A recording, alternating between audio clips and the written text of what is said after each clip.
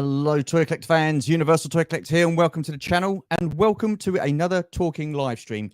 This time we will be talking movies, and we're going to throw in a little bit of Hollywood as well, because at the moment there seems to be a lot going on in that department. I've got two guests joining me. I shall get them on after this.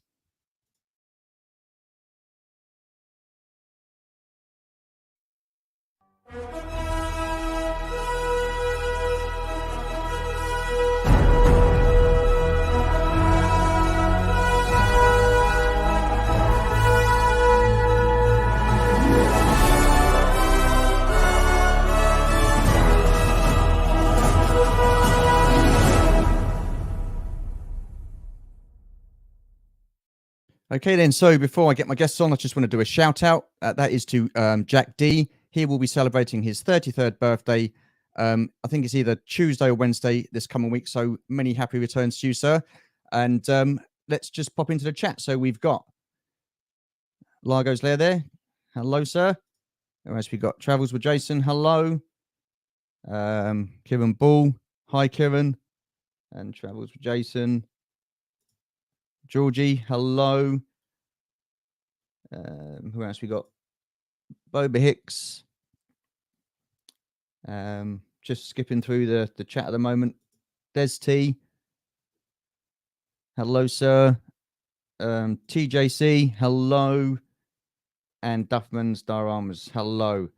Okay, then. So, as I said, we're going to be talking movies in Hollywood, and help me do that, I've got a couple of guests. So, firstly, I want to welcome the legend that is BOE. Hello, sir. How are you? Long time no see. Hi. Long time no see. Hi. All good? Yep. Looking forward to this. Yeah, likewise, man. It's been like agonizing to try and decide which are your 5 top movies. So. Yeah. Well, yeah. we'll get to that at the end of the chat. And I just want to say hello to Random Joe Collector. Hello, sir. Hi. Appreciate you joining us. Thank you. And we've also got the man himself, PGM. Hello, sir. How are you? Hello. Hi. Yes, all the way from New Zealand. New Zealand. So this is the first time you guys have actually been on the stream together, right? Yes, certainly. Awesome stuff. So, like I say, I'm really looking forward to your views and opinions on these subject matters. So, the topics we're going to be discussing are the actors and writers strike, which we're currently in at the moment. Second topic is, has movie making changed for the better? The third topic, should Hollywood stop using a film franchise as a cash cow and diluting that franchise? And then obviously at the end, we're going to have a little bit of fun with your top 5 movies. So it'd be interesting to see what you guys have gone for. So we're going to start off with the actors and writers strikes. A lot of hoo-ha going on about the actors and the striking and the reasons why they're going on strike. Just want to get your views on it. BOE, we come to you because PGM, I know you've been involved in the film business with like being an extra and stuff like that. So we'll let BOE have his say, and then we'll come to you in a second. So BOE, over to you, sir.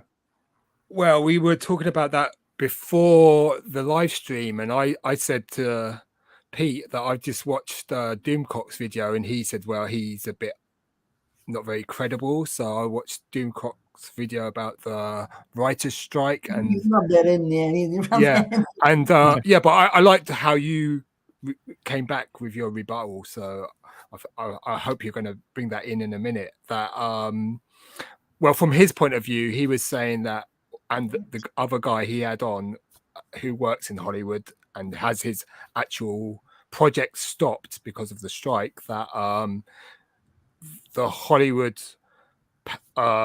companies like Disney are gonna, from their point of view, going to use it as an excuse to purge people that they don't want, that they seem that are unnecessary now, that aren't making a profit. Because I guess in the end, that's what's the bottom line is. When you say purge, mate, are you talking about actors? Are you talking about writers, directors? Writers, and anyone that's seen as, in inverted commas, woke, just, and they were talking a lot about Star Wars, like they were saying stuff about the Acolyte, that if it's been shot, how many issues have been made, episodes have been made. If there is a strike, it shouldn't be. It should have been stopped anyhow. So because how can they work on it when the writers are on strike? So it's a lot of problematic things there. I mean, I guess there's a lot of, when you look at what Hollywood's putting out. I mean, Indiana Jones didn't break even. I mean, the last Guardians of the Galaxy, I did see that on Disney Plus. I thought that was quite good. But it's getting quite repetitive watching a Marvel film. The third season of Mandalorian was kind of lackluster in a way. And, so I mean, I think Hollywood's kind of bankrupt in a way in sort of bringing in new stories. Really, it's not like, I think, like, if you look back in the time, the greatest time for making movies was the early 70s, late 60s. When you had all the great movies that all the Midnight Cowboy, all those sort of films that are quite out there, quite experimental, and didn't rely on special effects or costing $100 million, $200 million, $300 million to. I just think there's too much money involved in these films as well. Why does filmmaking have to be so expensive? It's understandable with something like Lord of the Rings, which is one of my, after Star Wars, is my, I love Lord of the Rings, and I'm here with someone that was in it, so somebody who's in there. yeah, so don't get started, Barry, for goodness sake. Yeah, so that's my half a pence. I mean, so the reasons they're striking is because, like, working conditions, and then there's this. If you're frozen, are you two frozen? No, we're good. We're good. You okay? Oh gosh, is it just me talking now? No. We can hear you. We can hear you. Good. Oh, because you both. Yeah, I was going to say the reasons they're striking is because of, like, the use of, like, AI and stuff like that. I mean, where do you stand on that? We're just at the threshold of AI. I mean, they talked about it in terms, from my point of view, it's like for you could use it as a student writing an essay. You could just go to AI chat GP, whatever it's called. I've never used it, and just say, write a history about why the Bolsheviks won in 1917, and that will just give you a perfect essay for A-level, without you doing a thing about it. It's just like, it's amazing technology, but obviously it probably takes the most popular ideas in history or whatever topic you're going to do. So if you're going to make a film about gangsters and stuff like that, it's going to search out all the greatest gangster stories and just pull the tropes that are involved in a gangster film and construct something from that. It'd be quite, very logical in a way. It will be, it will take the most popular ideas, like a gangster is, take sort of Casino, Goodfellas, Godfather, and take certain themes from each of those movies, Scarface as well, and then draw them together into a new package. But it's more or less just copying those best elements from those films to make something seemingly new. What about you, Pete? Well, I mean, like, because listen, you've been an extra, you've been in that environment, so it'd be really interesting to hear what you think of the strike, the reasons for it and stuff like that. So over to you, mate. The thing is that I'll start with, yes, I've been in the film industry, but on a minute level. I mean, I've been an extra, but I haven't gone on strike. I guess I kind of say I could be a filmmaker, but I'm not into that capacity of being a filmmaker. Let's say that. So I'm here, and I'm a small minnow in a huge big fishbowl of the pond. All right. So let's get that straight. But yes, I mean, I've been an actor and extra, but I know what hard work is, and you have to do. But the thing is that to address Doomcock, to be quite honest with you, he's probably coming into it being, and you said a word there, woke. It's not actually woke they're looking at. They're actually looking at the facts that of this strike, this SAG strike and this writer strike coming off the back of being what my opinion is meant to is the AI problems, right? And the money problems, right? Getting what they deserve in, let's say, money from Netflix, right? So I've heard James Gunn's brother, Sean Gunn, saying on the picket lines that, or in a video, that he was only getting paid $2 or $5.35 gratuity, right, from his work. Yeah. Okay, so there is that kind of factor in it as well. So they're not getting paid what they want or deserve to get paid, actors and writers. Writers are having trouble because they're actually out being manned by AI, which is not manned at all. It's a process, right? I've heard from a friend of mine that AI is it takes a suggestive thing, right? Saying that you type it in a box and say that, okay, and it comes up with sorry about using the word, bastardized face of yourself. It's not you, but it's someone else. So and that's going to have to take a long process to actually get to, right? AI. So so that's AI only does what it doesn't do new things. It only creates old things. Like it only creates old, what's done before, like a script, right? So that could, that script could be done by AI, and you've seen it, right? Or yeah. So yeah, remember again, just flip flopping here. My opinion, 63 years, right? SAG and the writer strike, right, haven't had a strike for 63 years, right? Now they've had a strike, right? So, and all these problems are compounding in Hollywood, being Bob Iger wanting to starve out the actors and the writers guild, right, and get them back into work. That's not going to work, right? Because he's a corporate, okay? He's got money. He doesn't give a shit, okay? He'll just starve you out and get you back to work. That's what he said. I don't want to quote him verbatim, but that's what he said. He said, paraphrasing, that I'm going to do this, right, to the actors. I'm going to starve these writers and actors so I can get them back into work. I may not be right there. You can comment down below. Sorry, that's your channel. Sorry, it's not mine. No, you it's all right. Don't worry about it.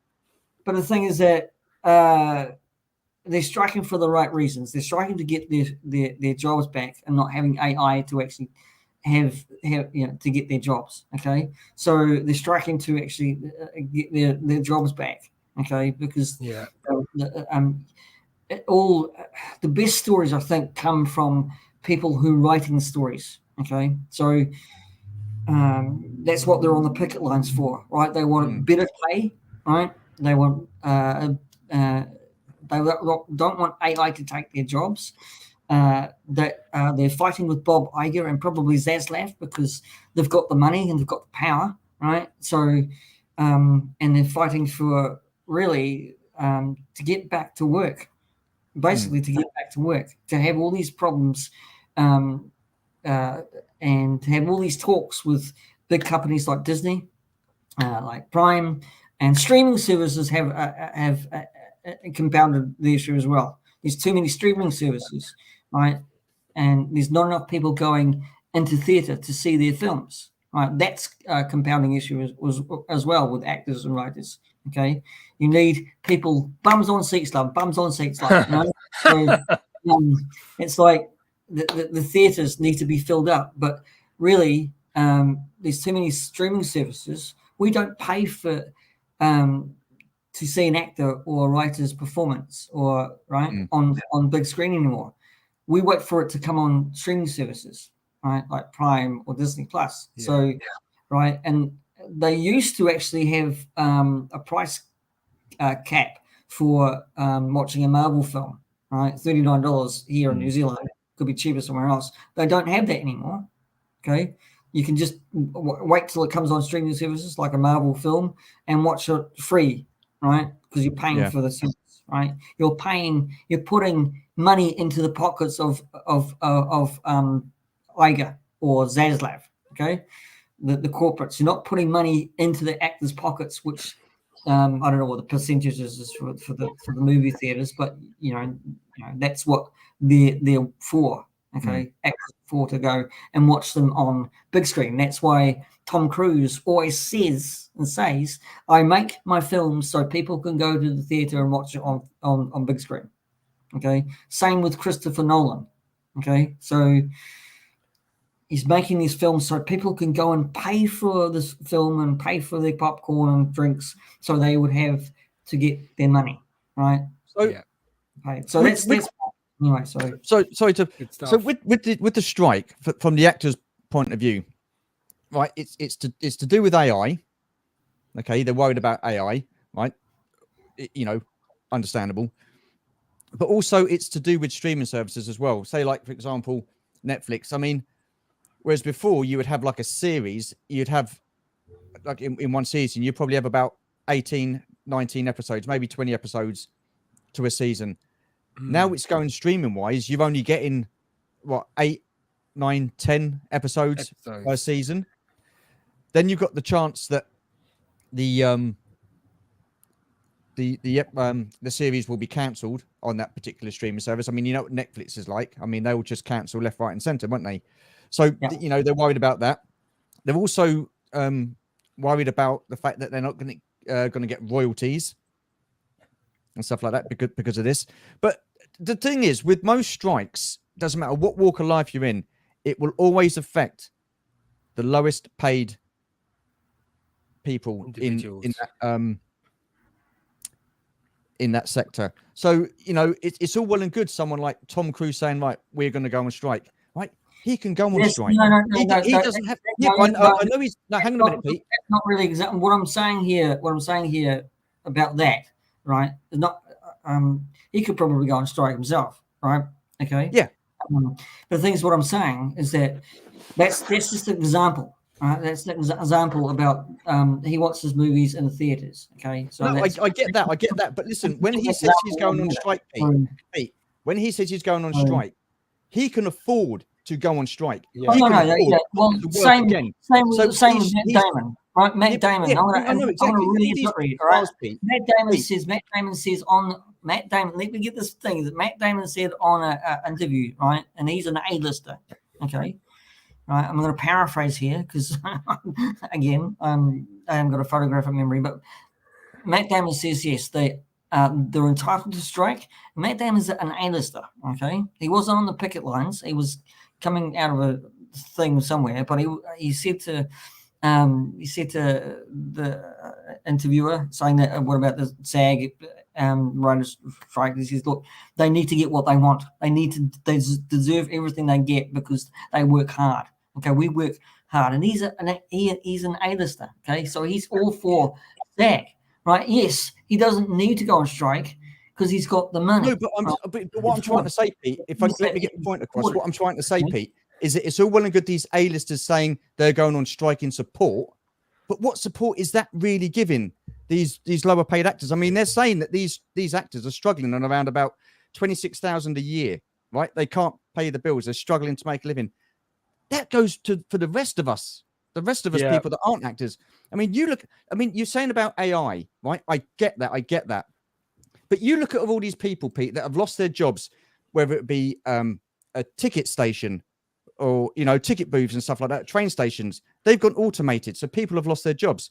You're looking at these self-service checkout tills in supermarkets where a machine is taking over the job and someone is losing their job. So listen, back in when was it? 1994 with Jurassic Park, the original Jurassic Park come out? Yeah. When CGI came in to play, that took over the way films were made, like with special effects. So you had people losing their jobs that were in the makeup division, in the set building division. They also lost their jobs. Model makers. In model makers and all that sort of stuff, stop motion. Where was the hoo-ha then? Where was the call for strike? Where were people going on strikes? At that time, Pete, they were saying that this is progression. This is a step forward in how we make in movies. Well, yes. I mean, films have got to evolve, right? So technology has got to evolve. Okay. Absolutely, yeah. No question on that. Look at the state of play with Avatar, right, when that came. Okay, that's evolved again. Okay, for whole new technology. But the thing is that I think, yeah. Okay, I mean, I'll say this that okay, I agree to disagree. But the thing is that I think the A-listers have got a right to actually say and support people like the Writers and Actors Guild, right? No, I get that. They have. Of what they're actually getting. Like Bryan Cranston is probably almost an A-lister, and he's on the picket lines. Colin Farrell, who's on the picket lines themselves with writers. Okay, he's probably classed as more than the elite in that kind of sense. So he's on the picket lines. Okay, so he knows what's going on. Okay, really, if this AI gets going, and I've heard some news today. Okay, and you can refute me. Okay, that's you know what I mean. That's the one. Not the fruit, but what BRE. Right? Yeah. But that. See, I lost my train of thought, but yeah. So, Sam, I lost my train of thought. Being on the picket line, being on the picket line. I have actually lost my freaking. I'll come back around to that because I have actually. Okay, but listen. What I was going to say is, like I say, it's all well and good these A-listers. It's all well and good these A-listers going out on the picket lines. Like I say, financially they're secure. They don't ever have to work again. They are earning big bucks, and it's as you know, Pete, it's a difficult business to get into. Acting, it really is. It's a cutthroat business, and as always with these things, the rich people get richer. And the poorer people get poorer, right? If actors A-listers truly want to support these guys, right? Stop earning your big bucks and demanding stupid wages. Let the money filter down. Let the money filter down. They can't earn anything at the moment. They can't earn anything at the moment because all actors are on SAG in America. No, yeah, I know they can't now. But like I say, the only ones that are affecting Pete is the lower end of the actors. Do you know what I mean? The low earners. These guys, I mean, this is what annoys me with these actors. They are so far removed from today's world that we're living in. You look at Scarlett Johansson, for example. She wanted to sue Disney 50 million for potential loss of earnings because she thought that, because they released Black Widow at the theaters, and then a few weeks later, however many weeks it was later, it came out on Disney Plus. 50 million she was going to sue them for at a time when the world had shut down because of COVID. People were losing their livelihoods, their businesses, and a lot of people were losing their jobs. And she was complaining about 50 million. She doesn't need 50 million. She probably doesn't have to work again. And can you see where I'm coming from, Pete? Yes and no. Okay. I can. Hang on. What about you, BOE? What are your thoughts? Well, I mean, I guess definitely it's an elite, isn't it? It's these people live in a glass bubble. They don't live in the real world. They're sort of their world. They have so much wealth. They live in gated communities. They don't have to be amongst the common folk, so to speak. They're driven around in limousines and all that sort of stuff. But I mean, obviously, when you say you're 20 years old, or 21, you've just graduated from drama school and you want to become an actor, you have you know it's going to be a hard life for the next 5-10 years, and it might be for the whole of your life that you might not make it, but you have that dream, you have that passion to be an actor, and you know there's always that sort of validation you get as an actor, that you know people adore you, and you know you've got that sort of mass appeal from people, you know.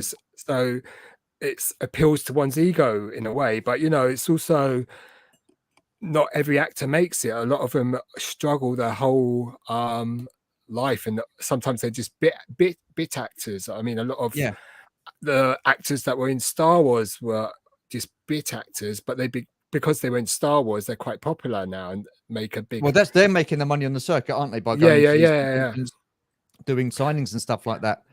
I mean, you've done some acting yourself, you've done some theatre, haven't you? So you know there's that side of things, you know, where you do that sort of Shakespearean stuff, or the plays and stuff like that. I mean, there was a good cheap cinema near me. It was in Notting Hill, where I grew up, and it's very old fashioned. I mean, it was really hard seats, like they hadn't changed it since the 1940s, 50s, whatever. And but it was really cheap. It was £3.50 to see a movie on a Tuesday, I think. So, and then they decided to change it into a theatre. And I thought, that's a real shame, because that's going to only appeal to a certain section of London society, really, because I don't want to go see a play. You know, it's not really my thing, really. I'd rather see a Hollywood movie, you know, for cheap. But they changed it to theatre. There is definitely a difference between acting live on stage and acting on. I mean, I've never acted on screen, but there is a difference between live acting. I mean, there is so much more pressure because you don't have different takes. You don't have, you know, you got to get it right on the night. If you know, or you've got to like sort of talk you out of it. But just going back to the AI. I mean, when Rogue One come out, you know, people were amazed at the fact that they brought back Peter Cushing's likeness in CGI and de-aged Carrie Fisher in that film. And then you have like the new Raiders film where they've de-aged Harrison Ford. What else have they done? It's been a lot of de-aging in the Marvel movies and stuff like that. No one seemed to kind of batter an eyelid then. Why is it now all of a sudden then that these actors are starting to go, oh, hang on a minute? Is it because like real life issues and real life problems are now, you know, affecting their business and stuff like that? You know, it's catching up with them because AI has caught up with a lot of sectors. I think that AI is a bit different from that, though, because AI is about creating something from new, whereas that process is just something they do at ILM, or, you know, it's more like a Hollywood effect, you know. So the AI is probably still at its infancy, you know. So I guess they're sort of looking in 10 years time, what will once AI is accepted and you know, used in Hollywood or in education or whatever, it's going to be it's going to really change how we do many things. It's not just going to be making movies, it's going to be how people learn, how people create things. And you know how I mean, this AI could replace a lot of things that people do. Really, it's quite, in a way, it's quite scary, isn't it? It is. I've got to say. But so, Pete, who would you say is at fault for this? Do you think there will be a resolution, a common ground, and a compromise between the big? I mean, I'm guessing it's these big production companies, like you mentioned, Disney. I'm guessing Universal would be the same, Warner Brothers. Do you think there will be a resolution and a compromise in AI or in actors or in writers? Well, just this whole situation. I think they've got to come to the table at some point. But the thing is that they need to get a resolution. right? And I don't think they're going to get a resolution in AI. I'm afraid, Jonathan. Why is because that BOE a little bit right in that. It's that yes, it's going to be a long process. AI is going to be a prevalent thing in movies and TV thing. To be quite honest with you, I mean, I did hear some news that it is credible because it's all over at the moment. I think it's all over ABC and news have just picked up on it. That Disney is going to put a task force out to actually do AI, so it kind of renders actors and writers moot. So that's a little bit of news that's come over the wire, you could say. I think there was some discussion with WAG in Hollywood, but for a semi-resolution, but I don't think it added up to anything. It's they're not talking at the moment because that's why they're still on picketing process.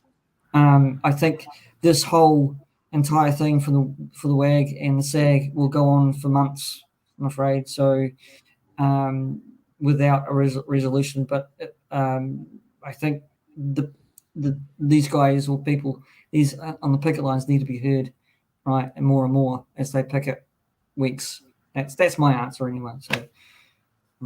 No, fair enough. But I just think now Hollywood is in such, I suppose crisis is too strong a word, but it's certainly it's a shit show, really. It is. I mean, you know, I mean, all this stuff coming out of Hollywood at the moment, it's just like, is that kind of like ruining the illusion for you, Pete? Well, I could say yes and no. I think being yes, I think it's more corporate than it used to be. Of course it is, because it's we see now in today's history that Bob Iger and Zaslav are now more celebrity than anybody else at the moment.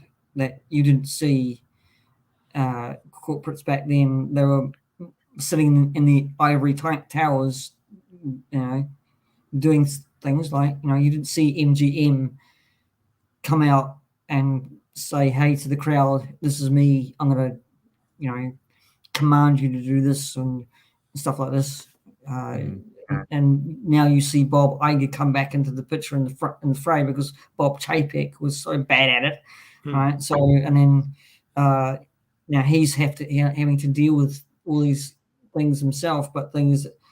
So he's become a celebrity. That's the downside for me because it's all corporate. Right? That's the downside. I think you can still get I mean, if they weren't on strike, actor strike, I think you probably could get if you're that good, go to the independent movie side. So hone your craft. You know, that's where I wouldn't mind being in MCU and DCU. Come on, that's, you know. But really, I think for me, I think to hone my craft and to become a good actor, I think you need to go to the independent filmmakers, independent directors to do a good film, and that's where I like Hollywood to be is more have these films like Oppenheimer with Christopher Nolan, right? Fantastic film, and have movies like Whale, Brendan Fraser's comeback film, which garnered him an Oscar and stuff like that.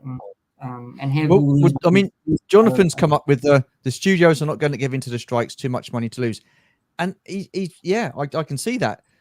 The thing is, it's just all about money, isn't it? It's about these big corporate companies wanting to make as much money and as much of a profit as they possibly can. And for what? They are turning out utter shite of recent times. They really have. I mean, listen, you mentioned it in the green room, Pete, about a saturation of certain movie franchises. Absolutely spot on. Now, I'm a fan of Marvel. I like the Marvel cinematic universe. So phase 1 to phase 3, where it ended in Endgame, I thought was absolutely fantastic. Okay, that could have been it. They didn't have to do any more. They've gone into phase 4. I'm not liking what they're doing at the moment. But I guess it's easy for them to, because they know it will get people to fill cinemas. You know, Marvel's got that appeal just like Star Wars does. So, you know, it's easy for them to put the money behind something that's tried and tested, and, you know, it's rather than being, and even with with Disney, they're just going through their back catalogue and reimagining Snow White or whatever. And well, apparently that's been cancelled, BOE. Well, good, because their reimaginings are quite awful. So, you know, it's what's happened to creating new stuff, new characters. I mean, Disney in the 40s and 50s, 60s, you know, created a whole load of great movies and stuff like that. You know, Absolutely. it's just, all those cartoons were just amazing. You know, why can't they just go back to, I guess maybe for our generation, we who grew up with the original Bambi, Snow White, and all that sort of stuff. Well, I mean, Disney have been, you know, Herbie movies. They've made some great films, and you know they were known for their animation, and you know Mary Poppins, Bedknobs and Broomsticks and stuff like that. I mean, Snow White. I think, correct me if I'm wrong, I think it was the first animated movie that Disney had made. Snow White was it? Was that 37? I'm not. Fantasia, Snow White, yeah, something. It must be Snow White. What if they're going to do it and they want to, you know, make it live action? Then make it live action to how the animated series was, or the film was. I mean, to not have. I mean, I watched a bit today with Piers Morgan and this this comedian, and I can't remember his name, and it had like I'm not going to say it, a dwarf actor on there, and he was, you know, he was absolutely gutted because Snow White and the Seven Dwarfs is a film that they could make with dwarf actors, and yet they've chose not to use those because of Peter Dinklage's say-so. Because he seems to think it's typecasting him or whatever. But I don't get that. That's crazy. I don't get that. What roles are there for dwarves or midgets or super tall people? You know, absolutely. That's, you know, actors are demanding money from streaming shows, but most streaming services are losing money. It's why Disney has been. Yeah. Well, absolutely. that's another thing that Bob Iger's doing at the moment with Disney. He's going to, decisions are going to be made that he's going to sell quite a lot of that asset to Apple TV. So hopefully not The Simpsons, because I'm watching that at the moment. So we'll move on from this subject now. I think, you know, I mean, basically, I mean, I just think that real world problems are now entering Hollywood, and it's issues that everyday people like ourselves have to deal with. And as harsh as it may seem, you know, I didn't really. I say care. I didn't think too much about it when people were going on strike at the train stations because of like ticket services and ticket desks closing down and stuff like that. I didn't, but it just seeing this and the amount of hoo-ha and fuss that's been made of it, it's just like, if it's affecting the elite, and you know, it everybody stands to attention and takes notice, whereas, you know, general society, I don't think people sort of like care too much, if I'm honest. It's just a crack on and as you were type sort of thing. You know what I mean? I could be wrong. But this actually kind of upsets the apple cart for the film industry. Let's say that, because if I mean, these projects in the work, but those projects are going to be made, yes, and we'll get to see them. But if the strikes keeps on going, right, as an actor strike, I mean, you won't see much in the coming coming months. Or you'll get less episodes, because like in 2007-8, when that Mm. was the strike, then That was writers' just strike. a writer's strike, though, wasn't it? Yeah, but you know, Battlestar Galactica, the reimagined or new Battlestar Galactica, the last couple of seasons were less episodes than the previous seasons. So you know, that was a great show. So that was a great show, and I love the way that was written. And so, moving on, has movie making changed for the better, Pete? Who? Which one? Who are you going to? Pete, Has movie making changed for the better? Oh, me. Okay. Yeah. Gerard. Again, I would say. I probably split here. I think it's evolving. Has always evolved to better technology, like you're saying before. With yes, the technology coming in with Jurassic Park, right? Where Phil Tippett, luckily he kept a job on that, but it ruled out being the animatronics or being the miniatures for him, because the computer did most of the work, or all the work. So, I mean, you've got all these huge directors now. Being the film industry has kind of again evolved because the technology has evolved.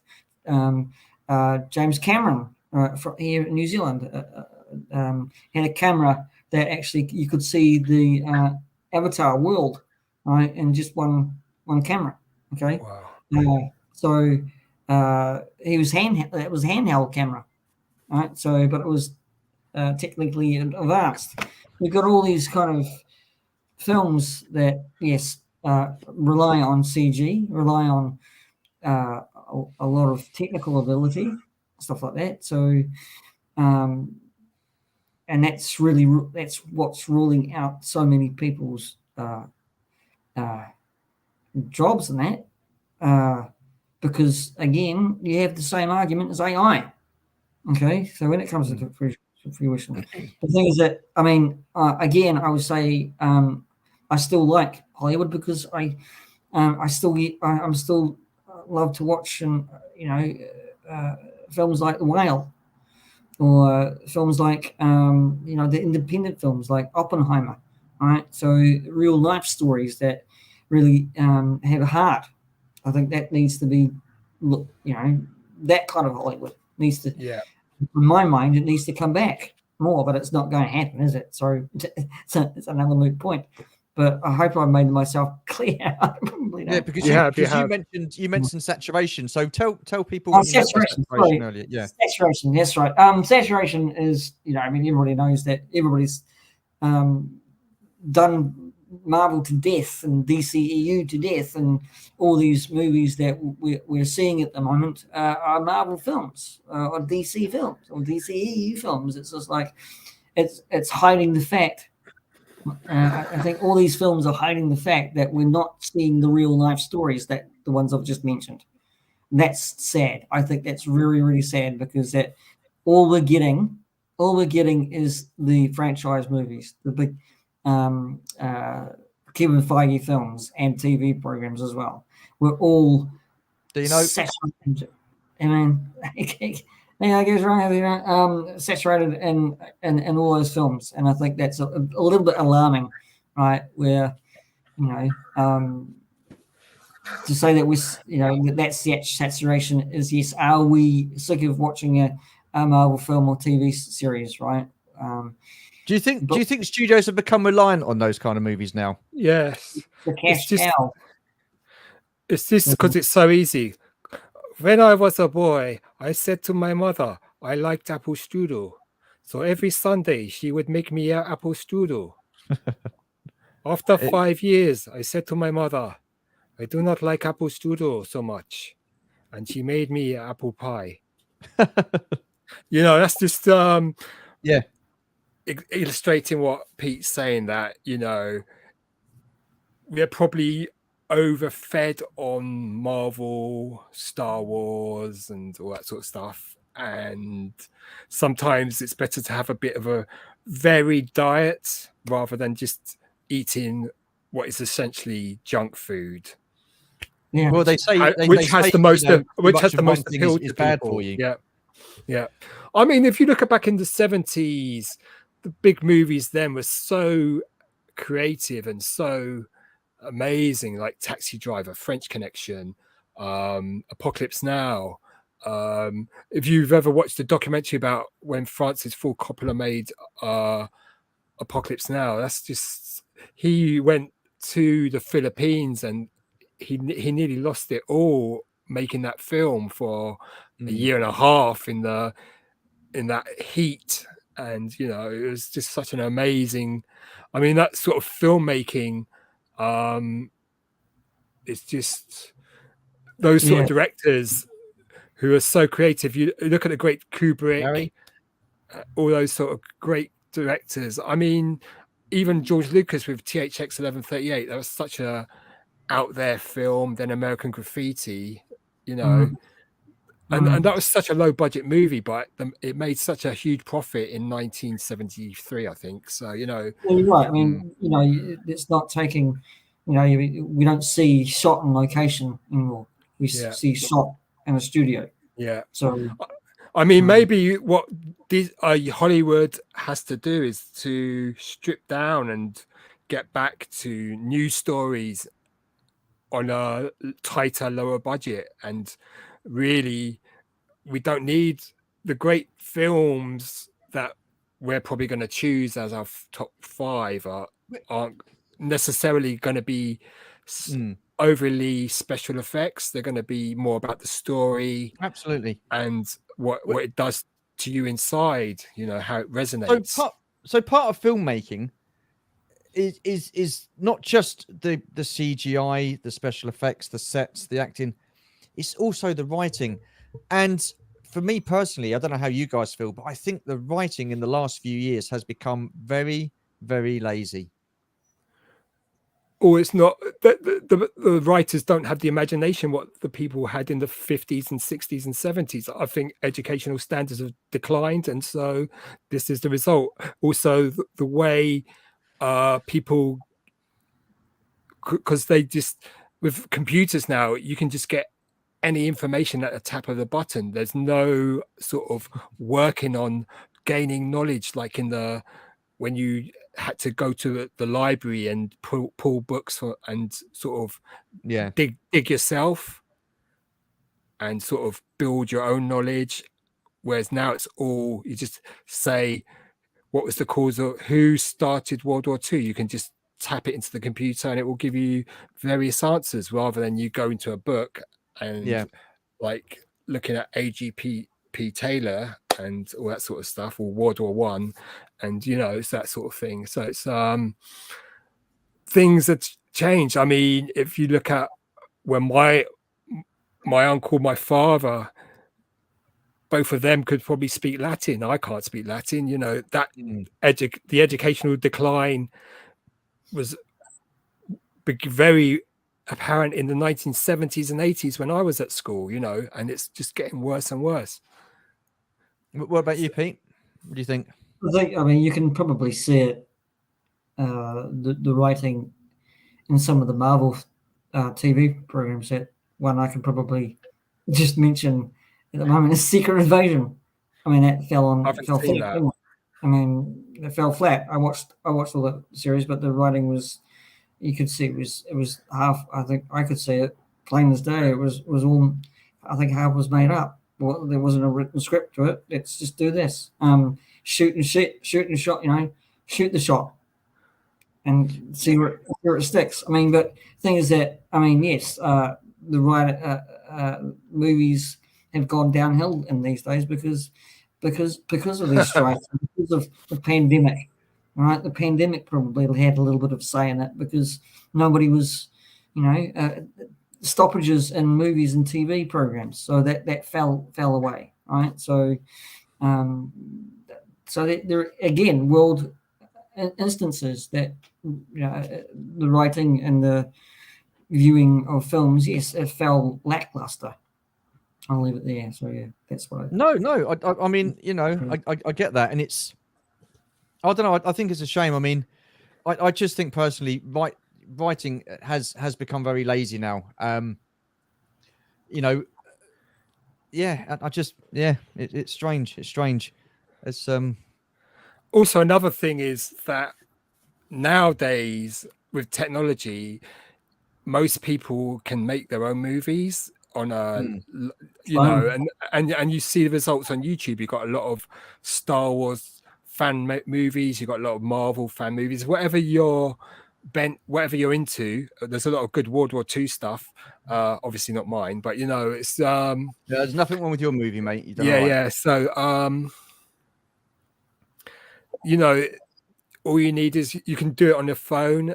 You know, it's just, and the thing is with younger people, all they do is watch YouTube now, or they're on their phones on WhatsApp, TikTok. You know, TikTok is 15-second videos. You know, even YouTube switched to that with the shorts, and Instagram with the reels. You know, it's all. And in a way, I was thinking, to be able to process, you know, you're watching all these little videos 15 seconds long, but it's like the way this younger generation is, they can process visually these little videos so fast, and they're just flicking through them. So it's like we've moved. And even when I was at university, one of the lecturers, he was an old guy, but he's a great lecturer. He said, we've moved from an oral culture to a visual culture, and that's accelerating now, that, you know, because children are now just on the phones and the information's there so fast, and but in the way they process it is, they must be able to do it faster than someone who's in their 50s like me, that, you know, it's still pretty okay on the computer, but they're just so much more attuned to it, because that's the way they've always had that since the age of 5, whenever their parents let them go onto these phones and stuff like that. It's just, when it comes to doing stuff like TV shows or making movies and stuff like that, you take, for example, you go back to as far as I can remember, the late 70s, when you had great films like Jaws, Close Encounters, Star Wars, Alien. There was one director, there was one producer, and there was one writer. Now, step forward 40 plus years later, and you've got, with the TV shows, you've got about 4 or 5 different people directing a different TV show. You've got probably about 5 or 6 writers writing for the same TV show. So they're going to have like a difference of opinions, like artistically and stuff like that, and where the story's going. So it becomes a mishmash. There's no real continuity within the TV series and stuff like that. And producers as well. There's too many producers where they're saying, no, I don't want this, I want that. And then you get a difference of opinion. I mean, that is commonplace now, I think, within movie making and TV shows. I mean, what do you guys feel? And for me, that is what is ruining it. You just want to keep it simple. Don't have so many producers. Don't have so many writers on one TV series. Yeah, I mean, something like Law and Order. You can have as many writers as you want, because they're different stories that are coming out every week. There's not a real continuation of, yes, you're going to get character growth and stuff like that. I get that within that series, but it's not going to be like a continuation of a story. It's like The Mandalorian.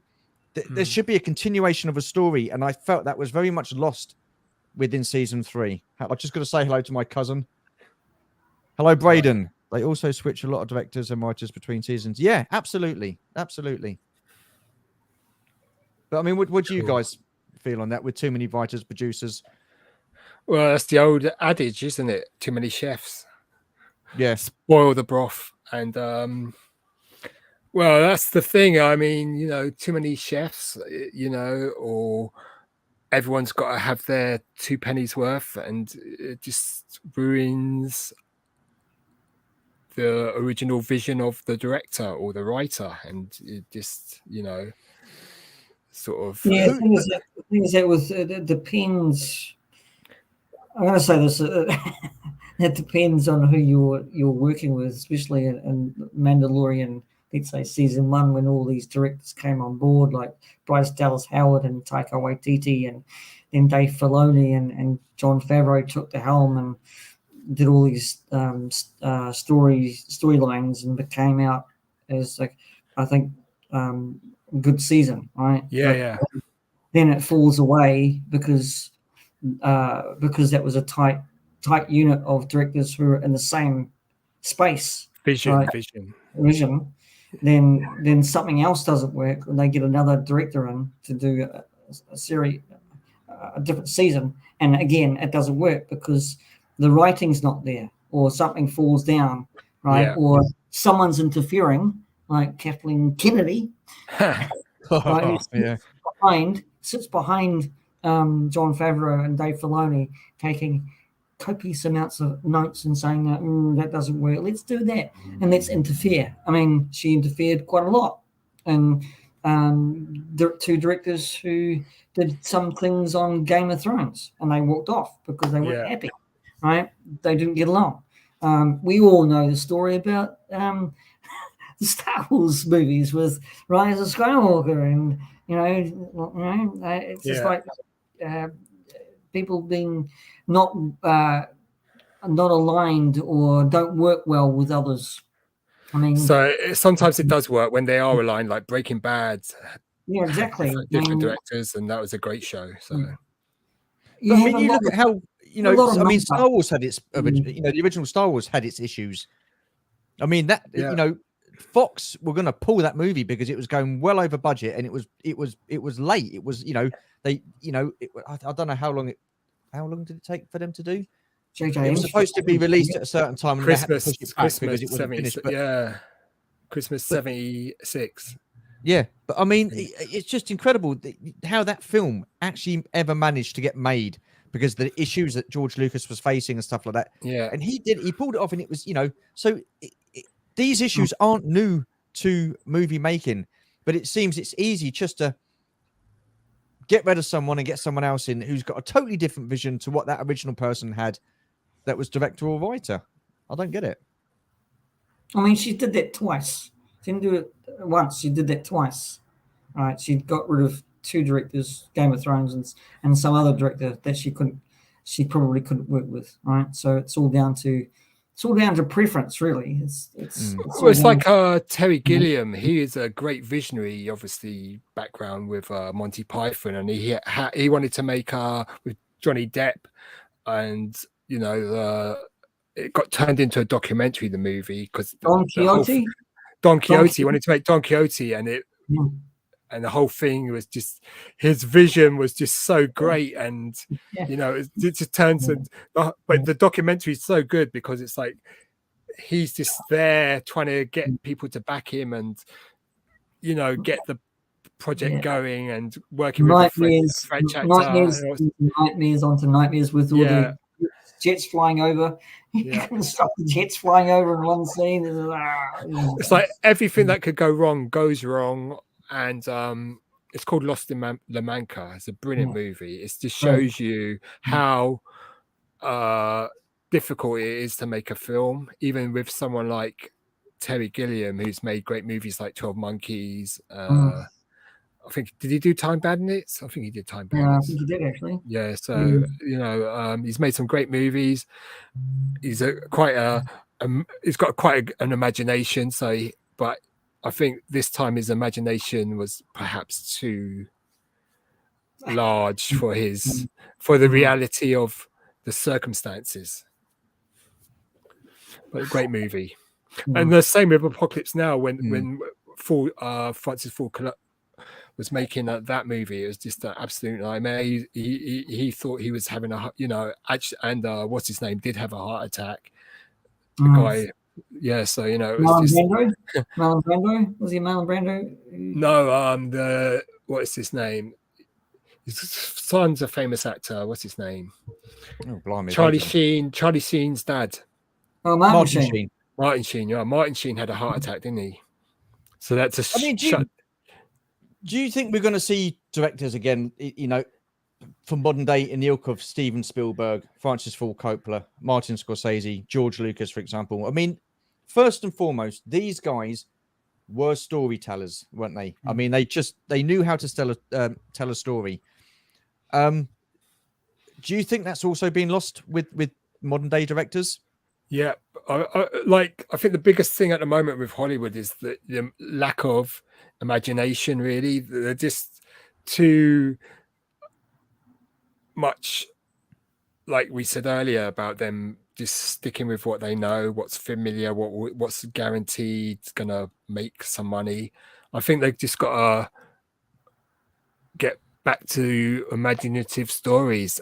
But then that's got to be back down. That's got to be more down to the studios that are dictating what they want made. I think it's got to be down to what your preference and what you're hired to do as a director. I mean, I don't think Christopher Nolan's going to go back into DCU with James Gunn.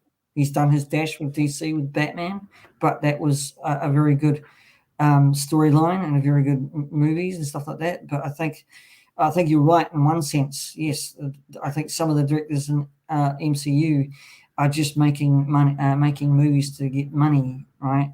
Okay, so because that's what the producers want them to do, right? But you can still see their vision in it. But there is two sides of Hollywood, I think, still, and it's the saturation. I hate that word. Of Marvel films and the franchise films to the independent to the films that directors want to actually make. The thing is that they've got to come back to where Christopher Nolan is and make good content and make good films like Oppenheimer or Dunkirk or stories like that. But it's having that problem where the strike and SAG and writer strike are striving for. They want to get back to work so they can do those movies, and they have a choice. Directors have a choice, right? Or to actually go into a Marvel MCU film or DCU when it comes, right, and direct the film. They don't have to do it, but if they want to do it, they've got to have the vision. They can't be shut down, right? They can't be shut down by the Kathleen Kennedys of this world and say, no, we're doing this because I want you to do this, and if you don't do this, then you suffer this repercussions. Right? Well, G-Force makes a good point. I think studios are just so fixated on making money that they shoehorn these directors, writers into sticking to what works. No room for imagination or experimentation. So basically, they're just minimizing risks. Yeah. I mean, there's probably a lot of bean counters or accountants and money men as well that are, sort of have quite a lot of influence on what can be made and what shouldn't be made, and how much money they can expend and how much profit they're going to make and all that sort of stuff. And also the sort of, I mean, certainly with the Marvel and Star Wars movies, there's a lot of merchandise. So whatever they make selling the actual product, the TV or film, they're going to also probably make double to triple through merchandise sales as well, if not more. I think it's very difficult nowadays to be imaginative when a lot of society today get offended by this. Like, absolutely, studios just play safe all the time to panic. Yeah, absolutely. I mean, listen, it's not just well said. It's not just Disney or it's Universal as well. I mean, they have flogged Fast and Furious to death. Absolutely ridiculous. I think I've heard there's another 2 movies coming out, and that would be it. That would tie it all up. But the first one was such a unique, fantastic film. I absolutely loved the first Fast and Furious. I thought it was amazing. I really did. It was a good story. But then as it's gone on and on and on and on, you just think, when will it ever come to an end? And now they're just getting these big stars into, Vin Diesel's been in it from the start. Then you've got Dwayne Johnson in it now. Jason Momoa's been in it. It's what's his name? Jason Statham. He's been in it. When does it stop? When is it okay to stop a movie, a franchise? You know what I mean? They've just got to keep going on and on. And it happened in Jaws. I mean, Jaws, the original movie, was probably one of the best written movies that it's a fantastic movie. The second one, okay, wasn't too bad. The third one was absolute rubbish. They needn't have bothered with that. And the fourth one, they needn't have bothered with that. So it's not like, again, that's a new thing. When is it okay for a movie franchise to stop and just say, that's it, enough's enough? Or at least take a rest, a break. Yeah. And maybe come a decade later. I mean, what I was also thinking is that it's not just Hollywood that makes movies. There's French movies are great. Spanish movies are brilliant. So Europe has its own. British movies are brilliant when they, especially the 50s and 60s movies. All the carry-ons, all that sort of stuff. Obviously there's a lot more serious films like Gandhi and all that sort of stuff. Eastern European films, Indian films, Bollywood. That's massive. That's probably bigger than Hollywood itself. I mean, South Korea, so Japan as well. All those Japanese horror movies. I mean, they're quite popular over here, especially with the popularity of manga at the moment. I mean, that's a big thing now, is manga, which is so, it's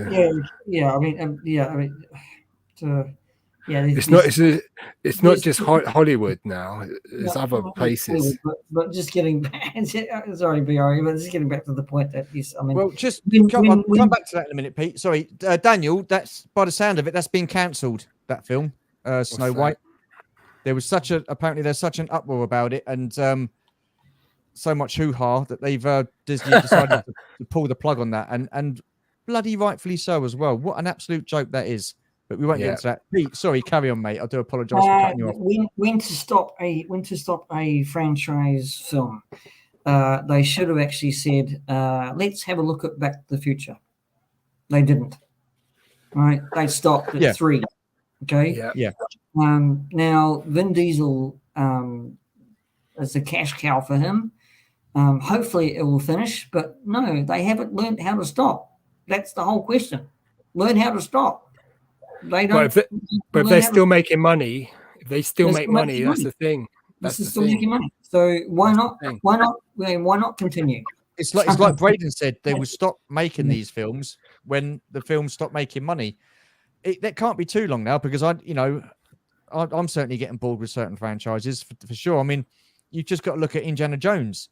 I mean, those first 3 films as a trilogy were absolutely superb.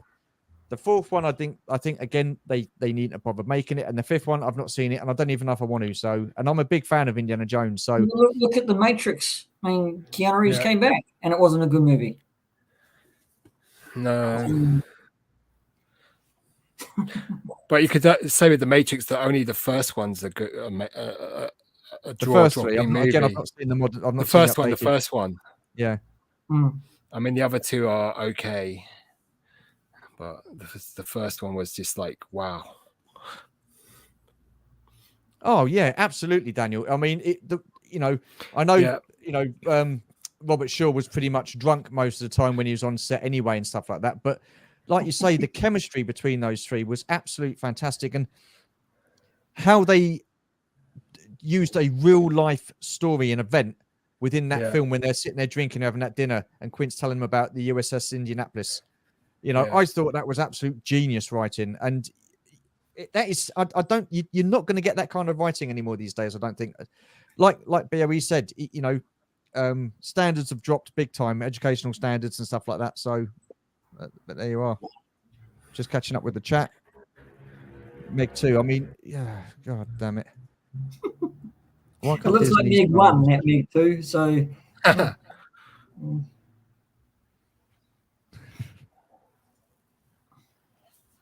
I reckon they should do a series of Debbie Does Dallas. That'd be brilliant. I remember I was in Forbidden Planet, and this woman went up to me and said, I was obviously about 30, and she said, we're doing a TV show about nerds. She said, you're all geeks and you look like one, and you need 2 other guys to be in your group, and you go to a screen test in just off Tottenham Court Road. So I got a couple of my mates. I got a dozy guy that was in my Red Army bunker, and another mate. Me and him were really good, and we were like just waffling on, like because we didn't really know about the because it's like Marvel, DC, and all that sort of stuff, and we were just blagging it. And then we had to do the screen test, and they were filming us, and I mean, I think we were quite nervous, so we didn't bother reading the instructions, and it was like being timed as well. We had about 2 minutes to do it, and we just sort of fluffed it, and that was as far as we got. But you know, just one more question for you guys. Where do you stand on films that were made like in the 60s, 70s and stuff like that being changed for modern day viewing, or franchises going back and retconning certain films to tie in with the films that they've made? Basically, I'm talking about Star Wars. And I think you were talking about the French Connection, weren't you, Pete? That time when you said that they've changed it and stuff like that. I mean, where do you stand on that sort of thing? I mean, for me, it's just basically rewriting history. Yeah, it's outrageous. I mean, George Lucas in 1983, when they were colorizing a famous black and white film, he wrote to some film guild or whatever about that's very wrong to colorize a black and white film, and the film was originally black and white and shouldn't be changed. And then obviously subsequently he changed A New Hope so many times that they made the movie The People versus George Lucas. And but I think it's just diabolical. They shouldn't change films to not offend people. These films were made at the time. This is how people were then, and you know, that's what's wrong with that. That's how it was. Yeah, but people learn. I mean, people can still watch those films and learn from history because you know, if you erase, they know the difference between right and wrong. Surely, yeah. And if you erase history, I mean, with French Connection, it's probably when he goes into the dive and gets all the black guys and roughs them up a bit, you know. And that bit's probably a bit offensive. It was the word. It was the word he used that they were saying that. Well, we don't. But the thing is, you go down London anywhere, you see all these black guys. All they're calling himself is my N word. You know. That's how it is. So it's utter drivel. Yeah, it's spurious. G-Force made a good point. I also feel the audience we project a very high standard for those movies or these movies. I just want to be entertained. Absolutely. Now, a good point, because when I go to watch a film, I want to be taken away. I want to be entertained. I want to be taken away somewhere else. I don't want to have to worry about real life issues. And it seems to me these days that writers, directors, they're putting their own agendas into these modern day films or modern day versions of films that were done back in the early 30s, 1930s and stuff like that, just to put their agenda across. And I think that's wrong. They shouldn't do that. It's outrageous that you're paying to be preached to with usual Marxist drivel. Well, see what the acolyte is, really, can't we? We'll wait for the acolyte. Well, apparently in that one, there's no use of trigger weapons. Apparently, there's no trigger weapons in that, I've heard. All trigger words. That's agenda driven. I mean, do you guys watch Star Wars Theory? Yeah. Have you seen this latest one about Obi-Wan and Luke? No. Okay, well, it's not, they're now going back, and there's this 40th anniversary book come out with Return of the Jedi and stuff like that, and it's saying about the reason Ben didn't tell Luke that Darth Vader was his father, because he thought that Luke, he could sense the fear and the fright and the anger and the dark side in Luke, and that's why he never told him. So I never got that impression when Ben was telling him about Anakin Skywalker. So they're just trying to retcon it so that it explains the reason why Luke tried to take out Kylo Ren in The Last Jedi. Was it The Last Jedi or was it the Rise of Skywalker? I think it was the second one, wasn't it? Yeah, The Last Jedi, yeah. I mean, that would actually ruin everything, wouldn't it? And ruin the bloody secret. So yeah, well. Anyway. Let's just catch up with the chat. That sounded like I was whining. Sorry about that, guys. That's But horrible. it's certainly been an interesting live stream. It has, but I mean, that's the thing. It's just opinions, isn't it? I mean, everybody's got a different opinion, but Yeah. I think the most interesting bit is when we talk about different movies, because our favorite movies and stuff like that, or some favorite movies and stuff like that.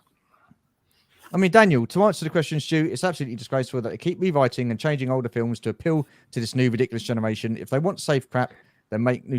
Yeah, exactly. But it's easier to use something that someone else has made and change that to, instead of, because like we said earlier, there's a lack of imagination, a lack of thought process into writing new stuff. I mean, and that's just, I mean, it's not everybody in this generation. Let me just make that clear. Yeah. But anyhow, we're gonna crack on. I'll just catch up with the chat, and then we'll get your top 5 movies and why they're your top 5. Have you got those listed there with us? Because have I got them listed? All right. Well, I mean, have you forgotten them, Bio? Have you forgotten your top 5? That's I've got them here. I've got mine. Okay, I shall. Hang on, I've got them written down because I wrote them down. Have you written them down? Good. Everything on TV now is full of political agendas and Holly. Yeah, it is absolutely. Yeah. Well, again, this is what Retro Blasting was saying. He was saying that a lot of people now are watching more YouTube than what they are normal TV. It's kids are watching more YouTube. That's what they watch. Yeah. It's very hard for a child to sit in a movie for 1.5 hours when they're used to flicking through 15-second videos or 20. It's very hard for them to sit now. Absolutely, and the attention span isn't what it used to be. Hence, the streaming services are for good for kids because they don't have to go to the theater; they can watch it on. The stream has taken my mind off feeling crap, so I appreciate. Well, I'm glad we could help, TJC. Yeah, no worries, mate. I always hold True Romance as one of my favorite movies. That's a great movie. Yeah. I mostly watch YouTubers. TV is utter crap most of the time. Absolutely. Right. Okay. So, gentlemen, your top 5 movies, and we'll start with you. So we'll start from number 5 all the way up to number 1. So, PGM, we'll start with you. What is your number 5 movie and why? Well, I picked number 5 because I've got multiple top 5s, but this is what I watched mostly anyway. Anyway, Wyatt Earp, Kevin Costner. Wyatt Earp. Yeah. Okay. So I need to watch that film again. I think his Wyatt Earp depiction was more to Wyatt Earp's real life endeavors instead of Tombstone with Kurt Russell.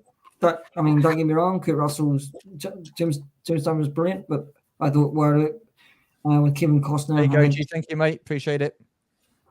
Was really good. Had all hallmarks of a good Western and a good true-ish story to Wyatt Earp. Yeah. Yeah. He was younger to when he was going out the West and, when he was a marshal and stuff like that. So, yeah, that's my number 5. G'day, Mike. I mean, I have watched Wyatt Earp, but it was such a long time ago. Not to mention, you'd never have Frank LeBeouf hosting. Oh my God! Oh, Jonathan, nice one. Yeah. I've seen Wyatt Earp, but it's one of those films I'm gonna have to watch again. I've seen Tombstone, and I thoroughly enjoyed that. Yeah. So I do need to watch Wyatt Earp again for sure. Absolutely. BOE, what's your number 5 and why? I've got 2. What are these honourable mentions first? So I've got Hateful Eight. Okay. And Whitnell and I. All right. Which is Tez's favourite movie. Okay. Those are my honourable mentions. And then my 5th choice is Come and See. Okay. Which I've not heard, what film's that? It's a Russian film. Oh, wow. Okay. It's severe. This is war as Hollywood could never portray it. It's like a group of it's a Russian boy in the Ukraine, I think, or something like that, and he's finds a rifle with it, and it's just wandering around various villages where the peasants have suffered Nazis coming in to exterminate the men and all that sort of stuff, and also just wandering around in the vast Russian land, just falling into marshes, and it's just a 3-hour nightmare, and it ends with him being captured by a group of don't tell people, they might want to watch it, you give it away. Group of SS, and the whole village just getting it's an amazing film. But is that subtitles? Yeah, but there's dubbed in English as well. Oh, okay. This is hard to find now, but it's come and see. It's Alex Klimov is the director. Okay. 1985. Okay. It's one of the best war films ever made, but it's different to what Hollywood make. It's at times it seems quite boring, but when it gets to the sort of crescendo of its nightmarish resolution, you'll see that it's just wow. It's an amazing film. Awesome. Okay. Number 5. BOE. No, not BOE. You're BOE. Pete, you're number 4, mate. Yeah, well, I had to choose Back to the Future. Come on. I mean, I love Michael J. Fox. The original one, the first one. Yeah, the first one. I mean, he had 2 jobs he was working at the moment. Day job, he was Family Ties, and then night he was working Back to the Future. So he's working 2 jobs, and it's amazing. He came from Canada and wanted to get into the industry. Luckily, they cast him because they had Eric Stoltz, and Eric Stoltz got canned because he was just playing it too seriously. So they hired Michael J. Fox, and it was just perfect. And I love Michael J. Fox because what he's doing for the Parkinson's Foundation over there. And he's just a lovely man. And I mean, those films I think are absolutely perfect the way they are, and I don't think they should ever remake those films or. I think they should leave those 3 films just as they are. You don't need a remake. You don't need a sequel or anything like that. Just leave it as is, because I think that for me they are the perfect trilogy of films. Yeah, those 3, I think, definitely. We went to see the stage show or the West End show of Back to the Future. Remarkable what they can do in a theatre with these things. But unfortunately, they changed the story slightly. They changed. I don't want to ruin it, but they changed it a bit, and I just thought, okay. And then there was a couple of gags in there that I thought, well, okay, yeah, but that but anyway, but yeah, great films. BOE number 4, mate. Number 4, The Night of the Generals, 1967-68. Okay. Starring Peter O'Toole, Omar Sharif, Tom Courtenay, Donald Pleasance, Joanna Petit, Philip Noret. It's a story about Omar Sharif. He's a German policeman during World War II, and he's investigating at first a murder in Poland, and it's quite a vicious murder of a Polish prostitute, and he then ends up in France, whereas Peter O'Toole is this SS general, and he's quite a creepy guy. He's the one that's actually, I won't spoil it to you, but he's involved in the crimes as well. He's quite a strange, odd fellow. Good cast, though, BOE. Good cast. Yeah. I mean, the film wasn't a great success, but I saw this late at night one time on BBC Two or stuff like that, and I just thought I'd watch half of it and I'd record the rest and go to bed. But I got so into it, I just had to stay up all night watching this. It's quite an amazing film. I like it. Probably what went wrong with this film was that it tried to fit too much into it, because it's also got the assassination of Hitler in it as well, the Valkyrie thing as well. So they probably tried to cram too much into the story, but it's quite a good film. So 1967, awesome. Night of the Generals. Okay, again, I've not seen that film, so it's I think Gary Moore's BOE loves his war films. Those are the two war films. The theme here, BOE. You've got a lot of love there for Back to the Future. Georgie, I know she loves those films. Daniel Chart. BOE loves war films. Yeah. Okay, BOE. Bloody hell, not BOE. PGM. What is your number He's 3? there. He's I right. know. It's right there. I know it's Right right in there. front of me. Yeah, need my glasses. PGM. What is your third film? Well, I put this at number 3, but it should be number 1. But it's you may know this film, and you may know a guy who's in this community who's been in this film. Anyway, I digress. The Lord of the Rings, Return of the King, with Elijah Wood. Which is the best bit? What's the best bit? When Sam gets married. Yeah. I had to choose it. Come on, I had to choose it. Yeah. That would, if I was being honest, that would be my second best film. I love Lord of the Rings. So Yeah, I mean that was very well done. I mean, for the time, I thought it was just absolutely awesome. Fantastic soundtrack. I met Elijah Wood. I met Ian McKellen. I met Andy Serkis as well. I was on the red carpet for that Talking film. of Andy Serkis, we went to the pub. Went to a local pub, and we went for a meal. And we're sitting there, and it was called the Percy Arms, and it's in a little village called Chilworth, just outside of Guildford. And we went there one Sunday, and there was this massive marquee just over the back in the back garden. And I'm sitting there, and I'm looking, and it was Andy Serkis. There was a wedding, and he was at this wedding, so Andy Serkis was there. And every time I mentioned his name, Georgie was like, "Shut up, shut up, shut up! Leave him alone. He's at a private function." I just wanted to go and say hello. But I didn't. I was very well behaved. I bet you wanted to go and say my precious. My precious. Yeah, I would have done, but I would have got told off. They stole it from me.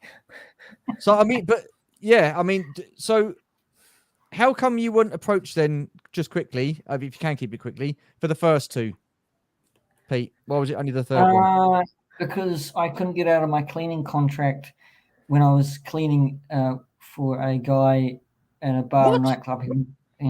Did they actually approach you for the first 2? No, they didn't. They should have. But so you. I didn't. To be actually quite honest, and I'll make this quite brief. Those were my kind of alcoholic days, so I didn't really know. Okay, fair enough. What was happening from day one to that movie. So, yeah. Gary Moore, you're such a swine, mate. For the love of God. Oh, hang on, Stu's in. No, I'm not in Lord of the Rings. Pete's in Lord of the Rings, but there you go. Yeah. That's the story. That's the story. Okay. BOE, number 2 now, isn't it? 3. Oh, this number is 3. This is not a war film. Number 3. It's not a war film. It's not. Oh, you do surprise me. The Killing of John Lennon. Oh, wow. Jonas Ball.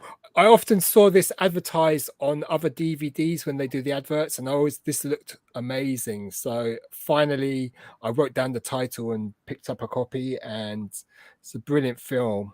I mean, it's obviously Mark Chapman, what's going on in his mind, what drives him to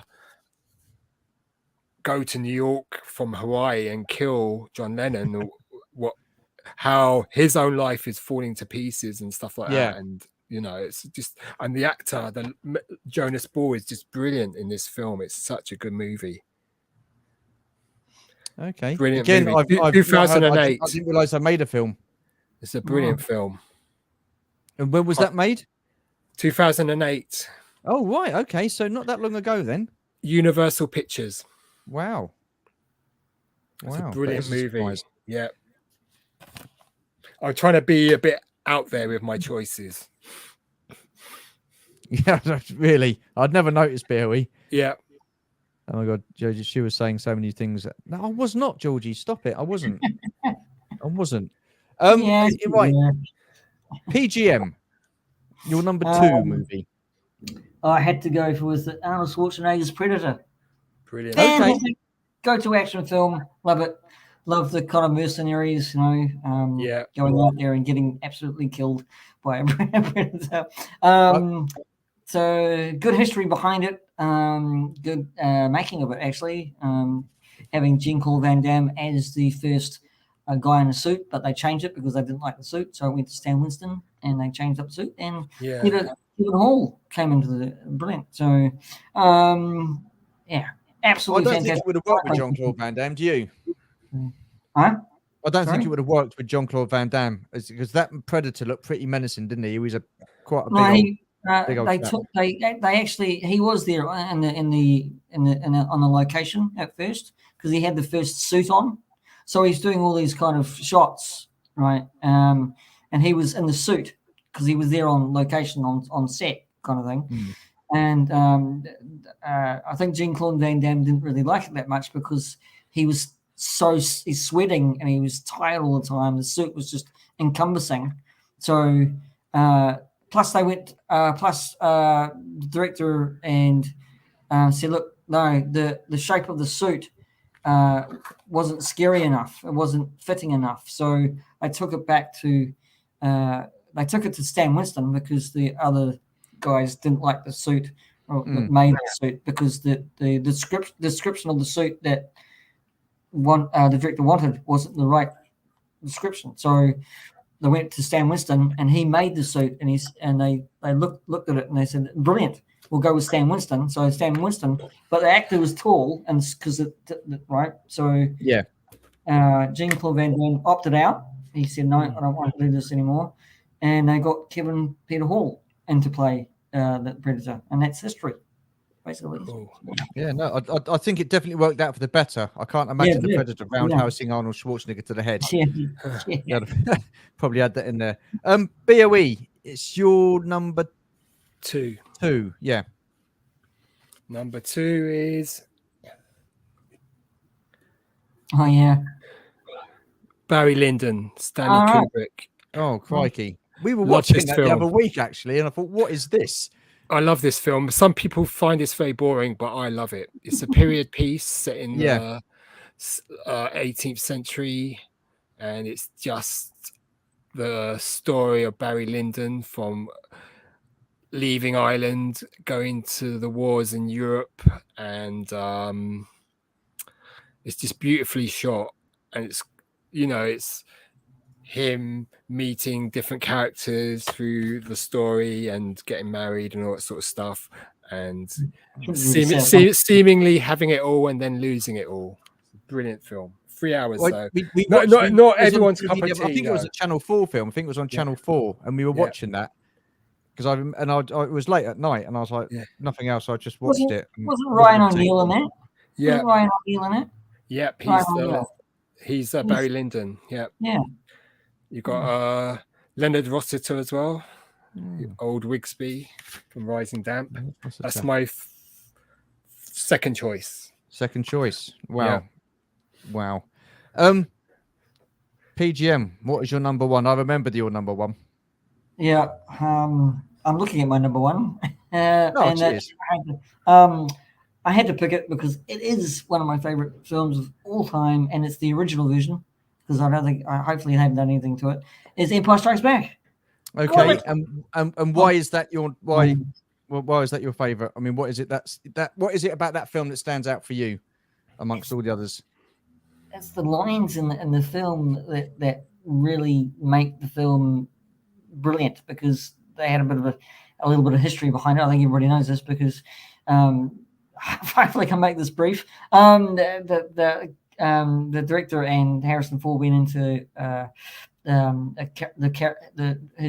Harrison's trailer, and worked out when they were when he was getting captured and put it on carbon copies, right? So they all went through all this dialogue and stuff like that, and how they're going to say it, and screeds of pages went down, and they were talking about it and reviewing it and stuff like that, and they spent hours in this trailer.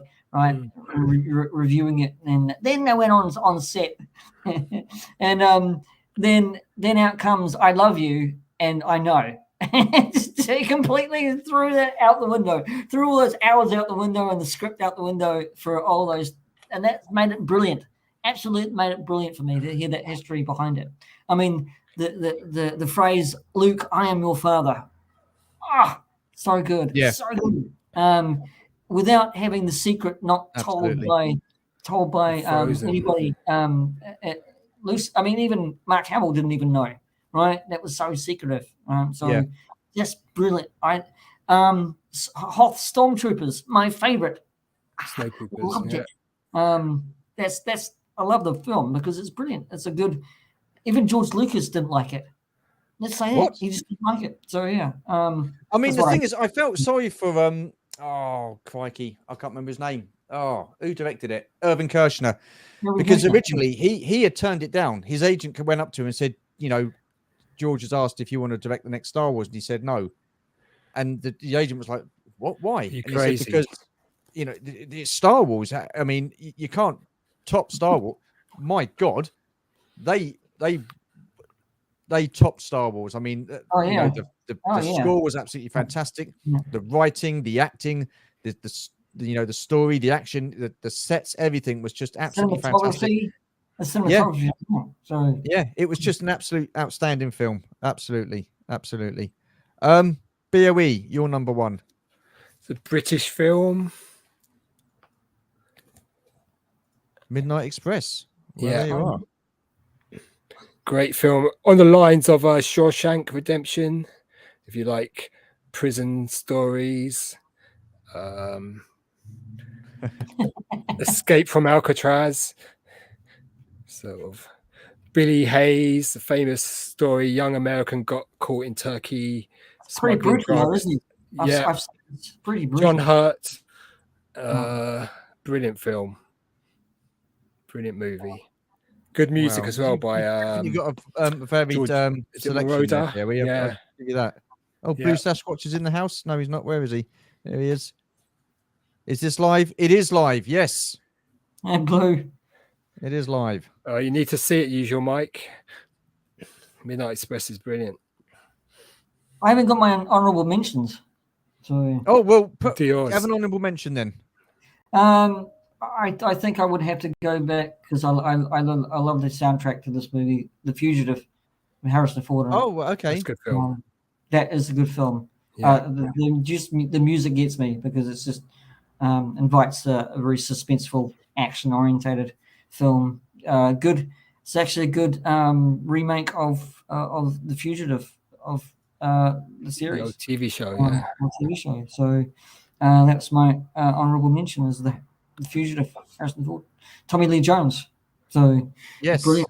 So yeah. I haven't seen him in a while. Blimey. His name is Dr. Richard Kimball.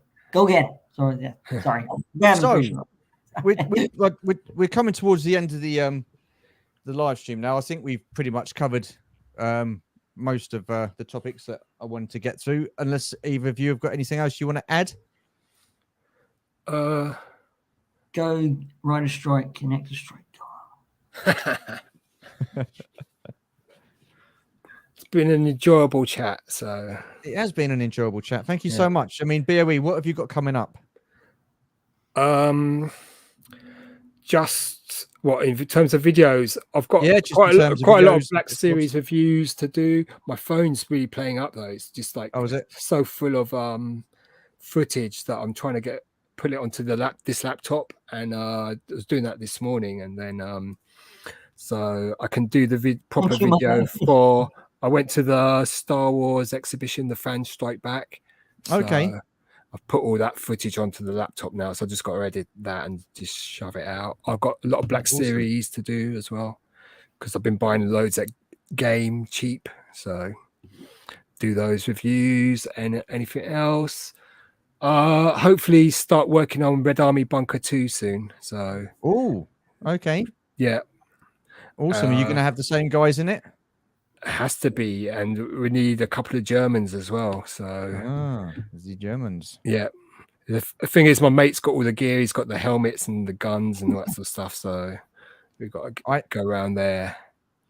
I've just got to answer game. I've not seen Barbie yet, and I'm not going to either. I'm not going to go see Barbie. Not my cup of tea. My favorite movie. Well, I don't know. I've not really thought about it, Gary. If I'm honest with you, you've kind of thrown me there. PGM, on to you, sir. What have you got coming up, my friend? I'm rejigging my PGM show just slightly. Because I've been taking a bit of a break from the PGM show, but not be rejigged too much. but it would be just fine tuning it and just refreshing it a wee bit. I want to get back into kind of looking at my channel actually. I want to get back into actually reviewing classic 80s to 70s films like I did before back then. So do a lot more of that, and then do a lot more toy reviews, I think. Awesome. And that's where I'm headed. So yeah, so I'm still here. You just have to watch the space for a bit. Yeah, no worries. As long as you're all good, mate. As long as you're all good. Right. Hang on, wait, what's she saying now? By the way, that was the theme of the show, and you didn't think about it. Says it all. Well, no, it was for the guests. It was for the guests. I didn't have to do a top 5. That's how we roll, Gary. It's do as I say, not as I do type of mentality that I've got going on here at this moment in time. So it's always Gary Moore, and it's always Gary Moore. I'm still recovering from Red Army Bunker. You're just blending across London like that bit. Yeah. Look, no, that'd be good. Oh, well, here he is. Sorry, Sue. I totally forgot about this. Apologies. Oh, no worries. No worries. Hi. Yeah. So, just want to say thank you to BOE and PGM for taking time out to do this live stream and have this very enjoyable discussion. It has been an enjoyable discussion. Heated at moments, but yes. No. It's good to have differing opinions and mudslinging Stu. No mudslinging on this channel, my old mucker. No mudslinging. So basically, for me, this is going to be it for the next couple of weeks. We're on stand down now. The job that I'm doing is currently on stand down. So me and Georgie are going to be taking time off. We're going to be putting around doing stuff like that. So I'm not going to be doing anything now until Saturday, the 26th of August. That's when pre-recording for My Collecting Life will start up again. I'm also guest hosting a My Collecting Life special on Salacious Rums and Cat's 12-hour live. I'll get my words out in a minute. 12-hour live stream. So I'll be doing that. So, and for those of you who don't know, Kat will be the guest. So looking forward to chatting with her and finding out about her collecting habits and stuff like that. But on Monday on Jim Largo's channel, Largo's Lair, I will be taking part in a my top 10 movie soundtracks, which we spoke about the other day, and that will be going up on YouTube this coming Monday. So make sure you guys pop on and watch that, because it was an absolutely fantastic time. Had a great chat. I love talking about the soundtracks and the scores and stuff. Stole my idea. I didn't steal your idea. It wasn't me. I was just a guest. I let you take it up with Jim Largo afterwards. But I was just a guest. So that'll be Monday.